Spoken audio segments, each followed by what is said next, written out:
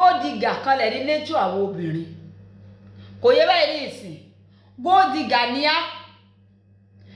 ó lè rí obìnrin tí ó wà mú ọkùnrin mo fẹ́ rí brand mo fẹ́ rí shape pẹ̀lú owó tó mi tòótọ́ màá rí package màá ṣe obìnrin nírísì tó fi ń tẹ̀lé ọ obìnrin nírísì tó fi fi ọ só ti yé ọkùnrin náà nírísì tó fi fẹ́ obìnrin bó lè má jẹ́ material thing táwọn obìnrin máa ń wò gold digger làwọn obìnrin tí ó mọ rìṣẹ́pù ọkùnrin màá rí bíráǹdì mo wà ní level 17 ọmọ level 2 mo fẹ́ mo wà kò wọ́pọ̀ gold digger làwọn obìnrin ṣé wá rí tí bàbá bá fi àwọn ọmọ lẹ̀ tó lọ gbárí bóyá after 20 years after 15 years àwọn ọmọ náà tún wá wárù bàbá bẹ́ẹ̀ àbí ló wá padà wá níyàwó náà ṣe kínní ó sì tún rí fálù tó tún lè jẹ lára rú ọkọ bẹ́ẹ̀ àbírú bàbá bẹ́ẹ̀ ni ṣé ẹ̀mọ́ àwọn ọmọkùnrin wọn sábà ń fálù gbogbo àwọn material kìíní bẹ́ẹ̀ yìí kò wọ́pọ̀ kò sí material thing ọ̀pọ̀lọpọ̀ ọkùnrin kò lè entice wọn kò yẹ báyìí ní ìsìn ṣùgbọ́n àwọn obìnrin bàbá gold digger ni á kò yẹ báyìí ní ìsìn tó bá jẹ́ wípé mo tún padà sórí ìyá yẹn ni o tó bá jẹ́ wípé bàbá wọn kò là kò ságbe kan ni do you think pé àwọn ọmọ fi máa ń ṣàn lẹ̀ wọ́n kọ́ lọ lé face me and slap you àbínú yàrá kan kò possible torí mo rí ọ̀pọ̀lọpọ̀ èèyàn ní comment section mi ní ló tún yẹn padà sórí rẹ̀ tán sọ wípé kò lè ṣẹlẹ̀ kò lè rí bẹ́ẹ̀ láyéláyé torí pé bàbá rẹ̀ ò jẹ́ kankan nu ayé ni torí wípé bàbá yín ò jẹ́ kankan nu ayé ni wọ́n máa ń fi ọmọ bẹ olówó ni tálíkà ní máa ń lórí mo gbẹ́jọ́ mi dé jà sọmọ wọ́n máa ń fi ọmọ bẹ olówó ni kò yẹ báyìí ní ìsìn wọ́n máa ń fi ọmọ bẹ olówó ni nítorí pé ó ti mọ̀ wípé kódà kó má gbé owó fún ọ̀gán connection tó ti wà nílẹ̀ pọ̀ ń di orúkọ rẹ̀ kàǹkà báyìí ni ṣùgbọ́n tó o bá ti rí wípé ọlọ́run ti ṣàánú rẹ nú ayé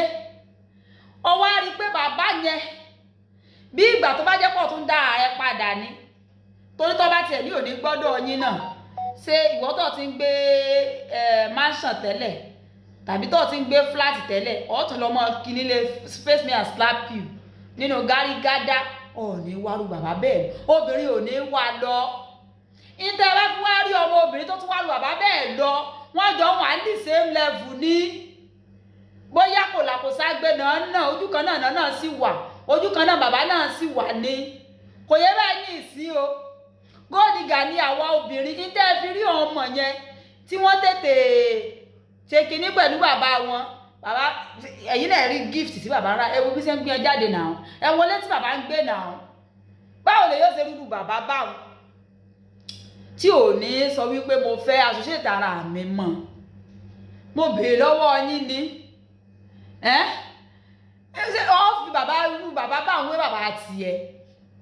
mo béèrè lọ́wọ́ rẹ ni bàbá rẹ tó mọ sọ pé ǹjẹ́ wo lẹ̀ ń bọ̀ òkè tẹ́ bá ti bú ẹ̀jẹ̀ mọ́ o ó yẹ bá mi ra aṣọ fún wọn torí wọn ò gbọ́dọ̀ wọrú àwọn aṣọ ńdọ́dọ̀ mi ìwọ náà compare méjèèjì gbé méjèèjì gbé lura olówó máa ń fọmọ bí hàn ni kò sí yọjú tán ti ráre lọ kódà kan poyún lẹ̀ gan at the end of the day wọ́n tún máa lọ ni pé kó ṣàgbọ́mọ yìí torí connection tó wà ń bẹ ni tálákà kò sẹ́ni tó especially tó bá ti wá tó ẹ̀sùn jẹ́ pé ìyá ọmọ bá tún wá ní owó jù ọ lọ gbogbo nǹkan ni ó fi bàtàyè rẹ jẹ́ gbogbo nǹkan ni ó fò ó bàbá lèèyàn lè ṣerú ẹ̀ fún tí ó sì tún wò wípé ṣe ráwọn ọkùnrin ọmọ forgive ìyàwó obìnrin lọ ṣó ti yé bàbá ọmọ tó bá kọmọ sí lọ́dọ̀ bàbá mi ó sì tún wò pé wẹ́ẹ́ yóò sì tún wò wípé wẹ́ẹ́ kódà tó wọ́n bá fẹ́ ṣe wedding gan ó tún lè ra aṣọ kó ra tiẹ̀ kò yí ọba ẹ̀ ní ìsìn ṣùgbọ́n tí obìnrin bá ní owó lọ́wọ́ jù ọ lọ tóbìnrin bá ní owó lọ́wọ́ jù ọ lọ tó tún wá jẹ́ wípé o tún kọmọ sí lọ́dọ̀ ọkọ ọmọ sí lọ́dọ̀ tán lẹ́yìn náà lọ́lọ́run á ṣàánú rẹ gbogbo tó ní òfin bá tiẹ̀ jẹ́ kò ní jẹ́ kàn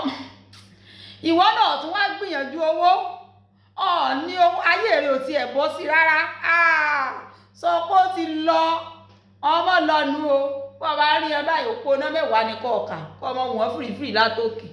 kọ́lọ̀ kó sàánú alájìgẹ́rì náà o ẹ bá láìkẹ́ kọ́mẹ́ǹtì ẹ̀ ṣí ẹ o ó dàbọ̀.